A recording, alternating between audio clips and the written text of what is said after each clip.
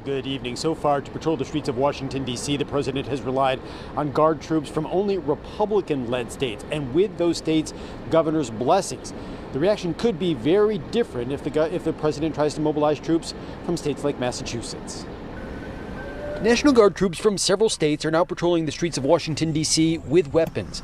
And President Trump says they could soon be doing the same in Chicago. I made the statement that next should be Chicago because, as you all know, Chicago is a killing field right now. The president has also talked about sending troops to San Francisco, Baltimore, and New York. And Mayor Wu said today she wouldn't be surprised if Boston was added to the list. We have been in their sights for months at this point because our city represents everything that showcases why they're wrong. I mean, look, I'm the commander-in-chief of the National Guard. Governor Healey indicated she would not allow the state's Guard to be used for local law enforcement. But in June, the president did deploy California's National Guard without the approval of that state's governor.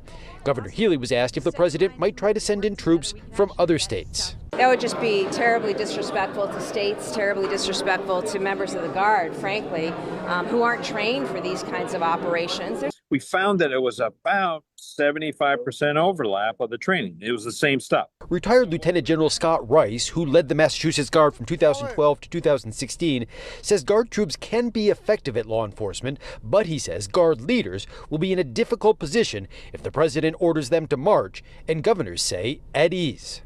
Anytime anyone, anywhere works for two bosses in two cases, there's going to be conflict and friction.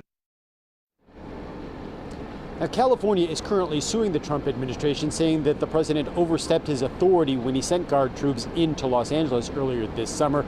The outcome of that legal battle could determine how the president uses troops in other states.